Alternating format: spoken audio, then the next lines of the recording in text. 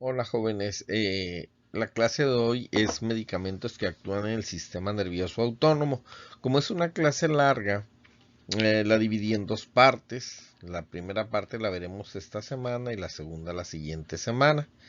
Pues vamos a empezar entonces. Eh, Primero que nada, los fármacos que actúan en la función autónomo modifican la actividad de los neurotransmisores, pero únicamente en la segunda sinapsis. ¿Se acuerdan que había una neurona preganglionar y una posganglionar? Y la posganglionar además iba al tejido diana, es el órgano donde está. Esta es la segunda sinapsis y solamente ahí es donde va a actuar. Algunos de estos fármacos son idénticos a los neurotransmisores endógenos, que más adelante vamos a ver, o tienen una estructura química similar y activan directamente la glándula o el músculo. Otros se emplean para bloquear la actividad de los neurotransmisores naturales.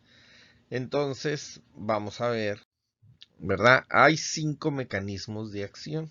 Vamos a verlos. En el mecanismo de acción 1, los fármacos actúan sobre la síntesis del neurotransmisor en la neurona presináptica, o sea, la neurona que está antes de la sinapsis, en su parte más distal, ahí hay síntesis de neurotransmisores.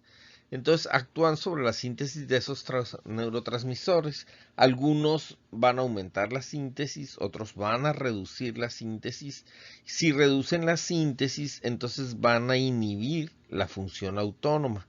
Si aumentan la síntesis, entonces va a tener el opuesto efecto, o sea, van a aumentar la función autónoma. Los fármacos pueden impedir además el almacenamiento de neurotransmisor en las vesículas en la neurona presináptica.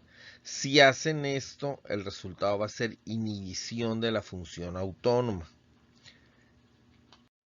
En la manera 3 en que estos neurotransmisores actúan es influyen en la liberación del neurotransmisor en la neurona presináptica, o sea, favorecen que se libere para estimular la función autónoma. Por el contrario, si retrasan la liberación, entonces el efecto va a ser contrario, va a disminuir la función autónoma. Los fármacos también pueden evitar la destrucción normal o la recaptación del neurotransmisor. Muchas veces el neurotransmisor, en cuanto hace su efecto, es destruido por ciertas enzimas o bien vuelve a ser captado por la neurona presináptica para reciclarse, para volver a utilizarse. A ver, cuando se evita la destrucción normal o la recaptación de ese neurotransmisor, esto prolonga el tiempo de permanencia del neurotransmisor en la sinapsis y esto estimula la función autónoma. Más adelante vamos a ver qué pasa cuando esto sucede. Y por último, el quinto mecanismo de acción de los medicamentos es los fármacos pueden unirse al receptor que está en la neurona posináptica, o sea, la que recibe. Entonces, si esos se unen y estimulan, aumentan la función autónoma. A veces hay fármacos que se unen y evitan que el neurotransmisor natural se una a esos receptores, entonces bloquean o inhiben la función autónoma. Entonces ya vimos que pueden aumentarla, disminuirla, bloquearla, prolongarla, así es como actúan los medicamentos.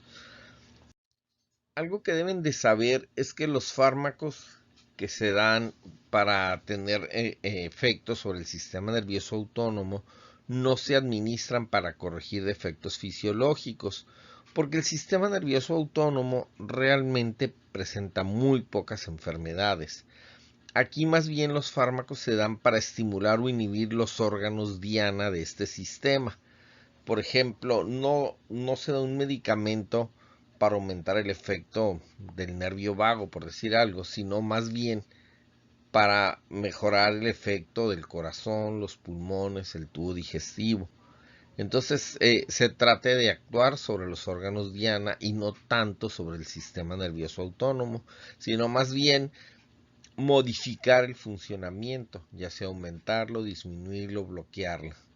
Entonces, hay muy pocas excepciones, pero normalmente el trastorno va a residir en el órgano diana. Por ejemplo, el paciente puede estar enfermo del corazón, puede tener problemas pulmonares como el asma o puede tener problemas de motilidad del tubo digestivo. Entonces realmente los nervios pueden estar bien y el problema puede estar en cualquiera de esos órganos.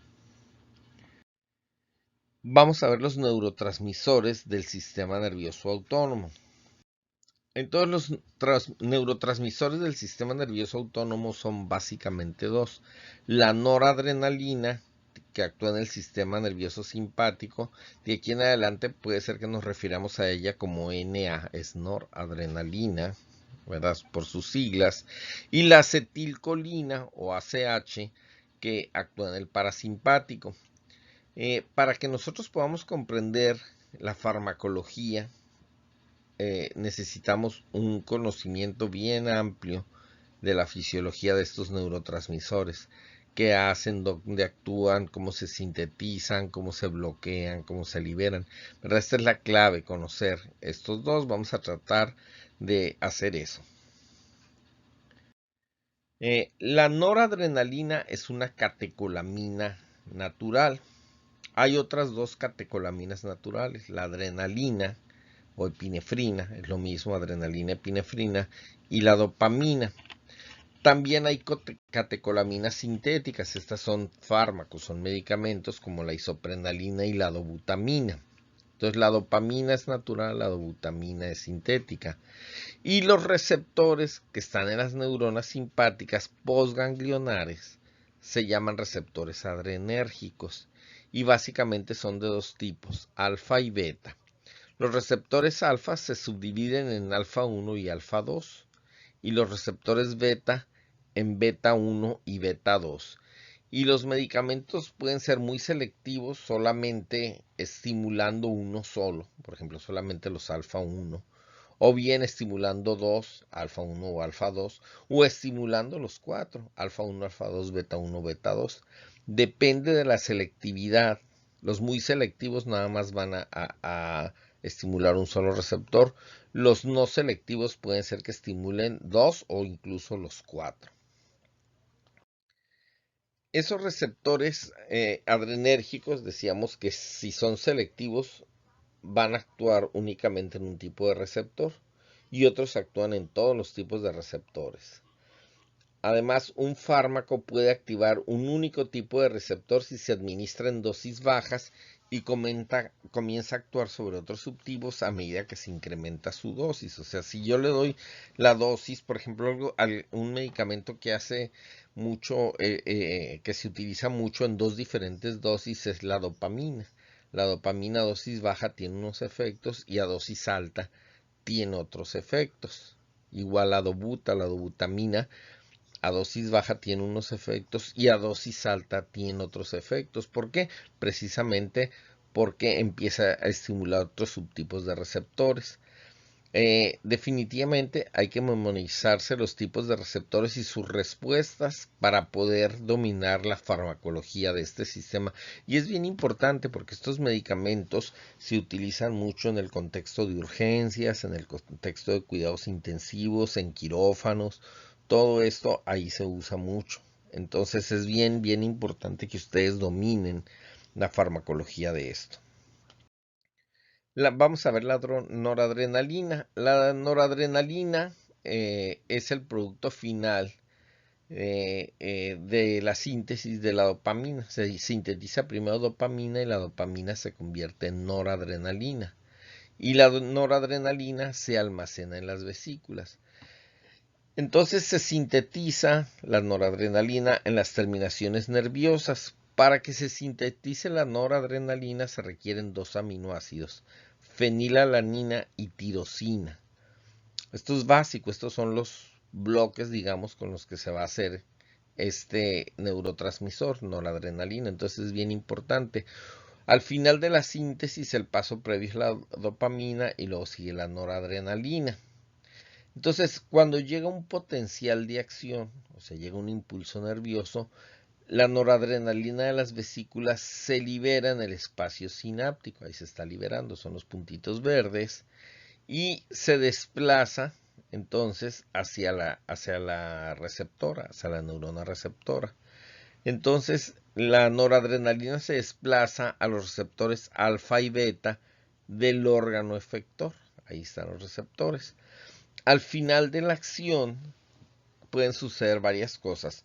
O se recaptura por las terminaciones de la neurona presináptica, ahí se está recapturando, para utilizarla nuevamente, o la destruye la enzima monoaminooxidasa. Y también la enzima catecol-O-metiltransferasa destruye la noradrenalina en el espacio sináptico.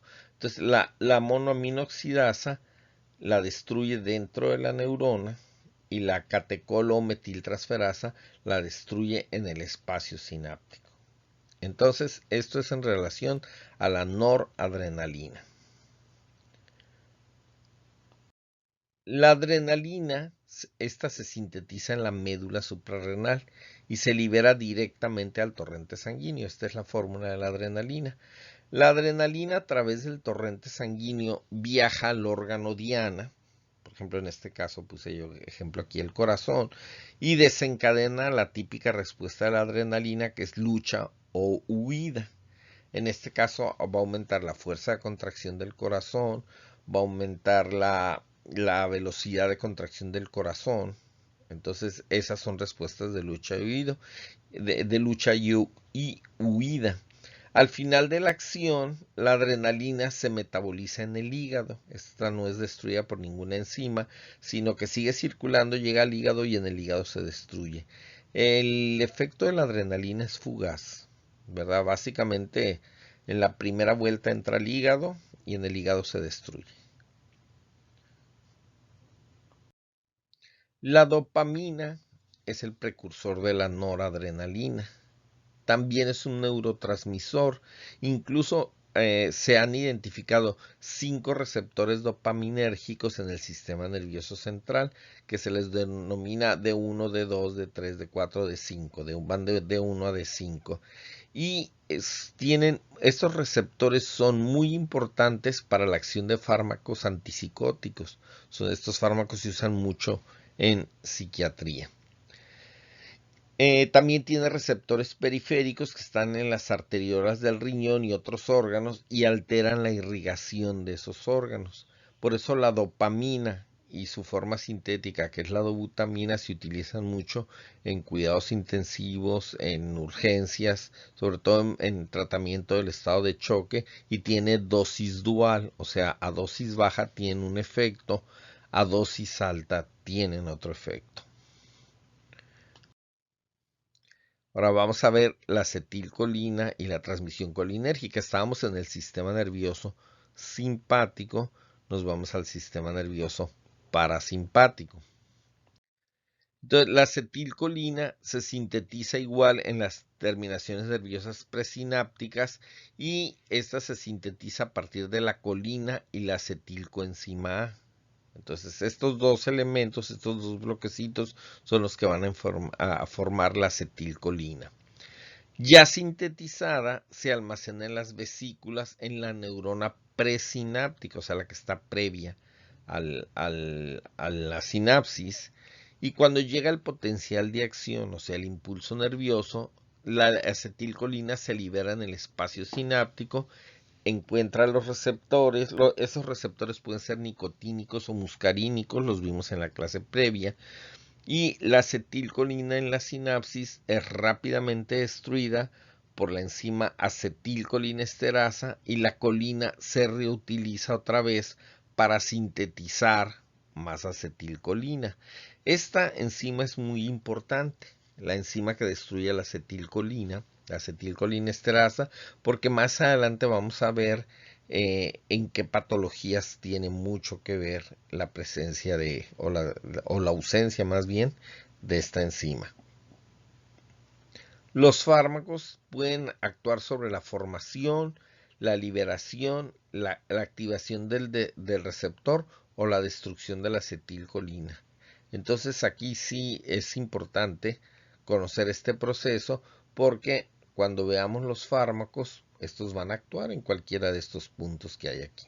Entonces es importante esto. Hay dos tipos de receptores en los nervios colinérgicos. Los nervios que liberan acetilcolina se llaman nervios colinérgicos y tienen dos tipos de receptores, los nicotínicos y los muscarínicos. Vamos a ver los nicotínicos. Están en las sinapsis ganglionares simpáticas y parasimpáticas. Estas están en los dos. Estos están estimulados por la nicotina. Esta estimulación nicotínica ocurre nada más en contexto de laboratorio. Cuando se estaban haciendo las investigaciones sobre estos receptores, se dieron cuenta que la nicotina los estimulaba. Entonces dijeron, vamos a ponerles como nombre receptores nicotínicos, porque nosotros en circunstancias normales no producimos nicotina como neurotransmisor. Este es simplemente para diferenciarlo del otro tipo de receptores. Cuando estos receptores nicotínicos son estimulados, provocan taquicardia, hipertensión y aumento en la motilidad gastrointestinal. Actualmente, los fármacos que estimulan los receptores nicotínicos se utilizan únicamente para obtener relajación muscular durante los procedimientos quirúrgicos. Por ejemplo, cuando se va a intubar a un paciente, ahora que la palabra intubación, el procedimiento de intubación está muy de moda con todos los pacientes de COVID, no se puede intubar a una persona en vivo, no se deja, pues es un procedimiento más o menos muy molesto, puede ser hasta doloroso, incluso el paciente lucha, no puedes intubar a un paciente consciente.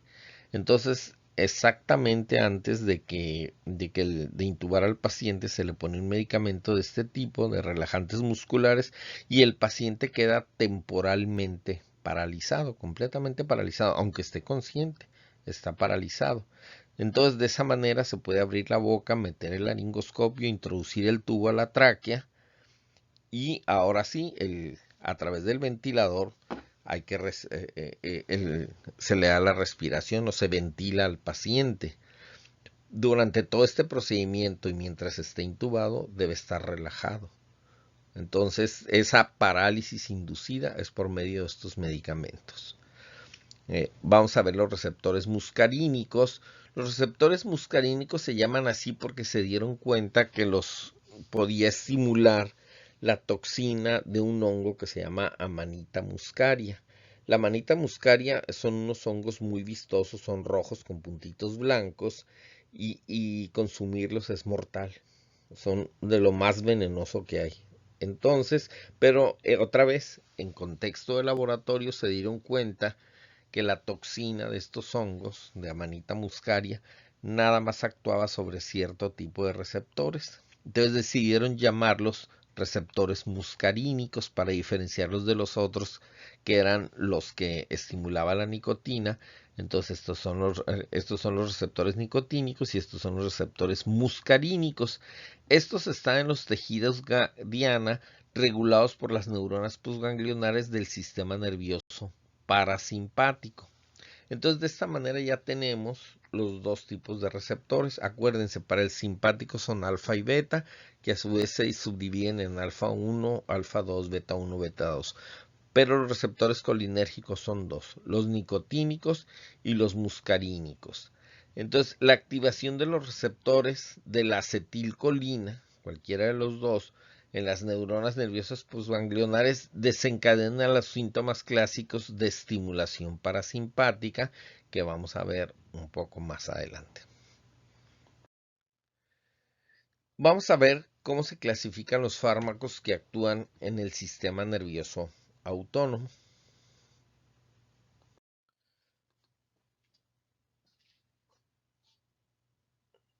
Bueno, vamos a ver ahora la clasificación de los fármacos que actúan en el sistema nervioso autónomo. Básicamente son estimulantes o inhibidores, tanto del sistema nervioso simpático como del sistema nervioso parasimpático. Los estimulantes del sistema nervioso simpático son los fármacos adrenérgicos, también se conocen como simpático-miméticos porque imitan la acción del simpático y provocan la respuesta de lucha y huida, y estas son las catecolaminas, específicamente la adrenalina, noradrenalina, dopamina. Están los inhibidores del sistema nervioso simpático. Estos inhiben al sistema nervioso simpático. Son los bloqueadores adrenérgicos o antiadrenérgicos. También se les llama simpático-líticos. Están los estimulantes del sistema nervioso parasimpático. Estos estimulan al sistema nervioso parasimpático. Son los colinérgicos o parasimpático-miméticos y desencadenan los síntomas característicos de la respuesta de relajación, que es contraria completamente a esta. Y está la inhibición del inhibidores del sistema nervioso parasimpático, que son los bloqueadores colinérgicos o anticolinérgicos. También se les conoce como parasimpático-líticos o bloqueadores muscarínicos, y su acción es la opuesta a la de los anticolinérgicos. Vamos a ver los medicamentos adrenérgicos o simpático-miméticos. Acuérdense, simpático-miméticos es que imitan la acción del simpático. Estos estimulan al sistema nervioso simpático, inducen la respuesta de lucha y huida, y estos se utilizan mucho para manejar pacientes en estado de choque o en hipotensión. El sistema nervioso simpático tiene receptores alfa y beta. Entonces las acciones de muchos de estos medicamentos son más específicas y tienen mayor aplicación terapéutica. Entonces se están clasificados en los que son catecolaminas, que son similares a la noradrenalina de acción corta y se usan en forma parenteral, o sea, intravenosa, intramuscular no tanto, pero subcutánea, ¿sí? Y las no catecolaminas, estos se pueden dar por vía oral, tienen mayor duración de acción y no las destruye la monoaminoxidasa, ¿verdad? Aquí están los medicamentos que se utilizan, y algunos de ustedes los mencionaron, para el manejo de la hipotensión ortostática. Según el trabajo que hicieron la semana pasada, es precisamente un simpático mimético no catecolamínico, ¿verdad? Y esos son los que se utilizan porque esos medicamentos se dan por vía oral. ¿Cuáles son las aplicaciones clínicas de los medicamentos simpático-miméticos? Son muchos. Bueno, aquí están todos los que se utilizan, los que existen farmacológicamente aquí en México. Aquí está el medicamento, el receptor y para qué se usan. Por ejemplo, la adrenalina va a actuar sobre los receptores alfa y beta. Se utiliza para paro cardíaco y en dosis pequeña por vía subcutánea para asma. La clonidina eh, estimula los receptores alfa 2 en sistema nervioso central y se utiliza para el manejo de pacientes con hipertensión. La dobutamina estimula los receptores beta 1 y es un estimulante cardíaco. La dopamina estimula los receptores alfa 1 y beta 1 y se utiliza para estado de choque. La fenilefrina estimula los receptores alfa y se utiliza para tratar la congestión nasal, o sea, es un descongestionante, es un vasoconstrictor. El formoterol, que se usa para el asma, es un beta 2 adrenérgico, se utiliza para asma y para enfermedad pulmonar obstructiva crónica.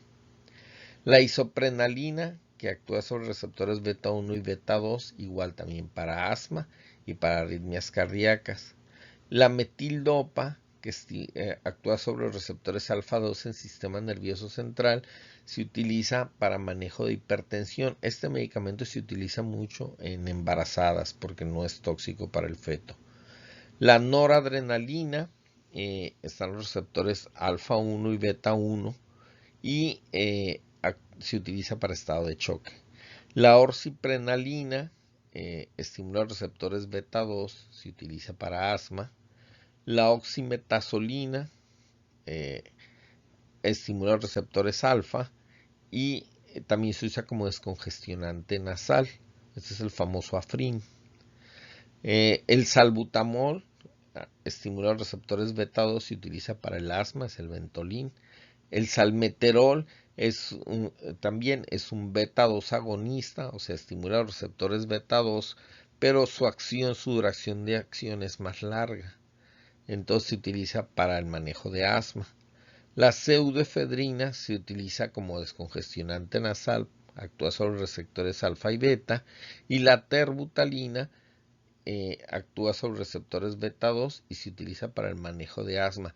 Fíjense que casi todos los que estimulan receptores beta 2, beta 2, beta 2, beta 2, beta 2, beta 2, se utilizan para el manejo de asma.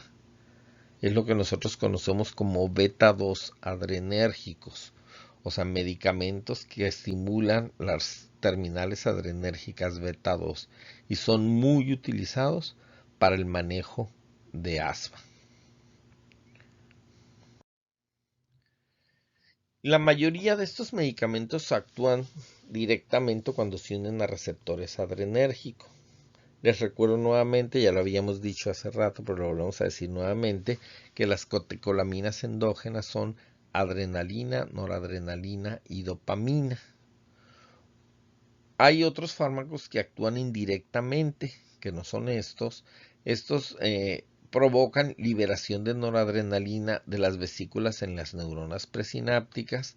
Otros inhiben la recaptura del neurotransmisor y otros inhiben la destrucción del neurotransmisor. Más adelante vamos a ver cuáles son las consecuencias de hacer esto. Y nuestra actividad esta semana va a estar basada en esto. Tenemos entonces los receptores, ahí están, alfa 1, alfa 2, beta 1, beta 2. ¿Cuál es el uso farmacológico que se les va a dar?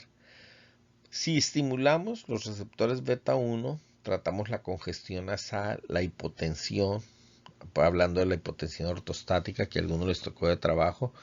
Obtenemos midriasis para la exploración ocular. Midriasis es dilatación de la pupila. Los oftalmólogos utilizan mucho estos medicamentos, se ponen en gotas y la pupila queda dilatada durante un par de horas al menos y lo hacen para poder explorar el fondo de ojo. A lo mejor algunos de ustedes ya les han hecho alguna exploración de este tipo. El alfa 2, los receptores alfa 2 si se estimulan es para el manejo de hipertensión. A nivel central se trata de estimular los receptores alfa 2 que estén en el sistema nervioso central. Los receptores beta 1 se estimulan para tratamiento de paro cardíaco, insuficiencia cardíaca y estado de choque. Y los beta 2 que hace rato les comentaba son para tratamiento de asma y para inhibir el trabajo de parto prematuro. Pero básicamente es esto, para tratamiento del asma. Entonces estos usos se los tienen que aprender. Y los simpático-miméticos inespecíficos. Bueno, la adrenalina, que es el natural, estimula los 4 tipos de receptores, alfa 1, alfa 2, beta 1, beta 2, y se usa para tratamiento de paro cardíaco y asma. Nada más que, como dijimos, su efecto es rápido, es fugaz. Entonces se tiene que dar en infusión continua, porque en cuanto pasa por el hígado inactiva la adrenalina. La pseudoefedrina, estimula los receptores alfa 1 y beta 2 y se emplea como descongestionante nasal. La isoprenalina estimula ambos receptores beta, o sea, los beta 1, beta 2, aumenta la frecuencia, fuerza y velocidad de conducción del corazón y también se utiliza para asma. El problema es que muchos de estos fármacos inespecíficos, como estimulan indiscriminadamente los diferentes tipos de receptores alfa y beta, producen más efectos secundarios en sistema nervioso autónomo. ¿Cuáles serían esos efectos secundarios? Por ejemplo, pueden producir taquicardia, hipertensión, arritmias. Esos son limitantes para el uso de estos medicamentos. A dosis elevadas pueden provocar excitación en el sistema nervioso central y convulsiones. Otros efectos secundarios, además de estos, son la xerostomía. Eso quiere decir boca seca. El prefijo cero quiere decir seco. Stoma es boca. Xerostomía es boca seca. Pueden producir náuseas y vómitos. También la anorexia, falta de apetito. Un tiempo estos medicamentos se usaron como anorexigénicos, o sea, eran para quitar el apetito, para inhibir el apetito, y son las metanfetaminas, las anfetaminas. Tienen este efecto secundario, entonces se usaban mucho. Hubo un tiempo que se usaban legalmente para hacer medicamentos para bajar de peso, porque quitaban el hambre, pero también como tenían todos estos efectos secundarios, causaban muchas muertes, ¿verdad? Porque había gente que los usaba indiscriminadamente. Digo, si uno me quita poquito el hambre, pues 2, 3 o 4 me la van a quitar más, y mucha gente terminó muerta, sobre todo por arritmias o crisis hipertensivas. Entonces se prohibió su uso. Y también son tóxicos, como pues el abuso de sustancias. La cocaína y las anfetaminas son simpático-miméticos inespecíficos, por si no sabían, y pueden causar todo esto y muchas más cosas. Entonces, por eso está muy limitado el uso. Básicamente, en medicina lo que utilizamos es la adrenalina y la dobutamina, y párenle de contar, ¿verdad? Pero básicamente en patologías graves como estado de choque, como paro cardíaco, y solamente es por un tiempo limitado. Vamos a ver de todos modos en nuestra actividad de esta semana qué es lo que sucede cuando hay abuso de esto.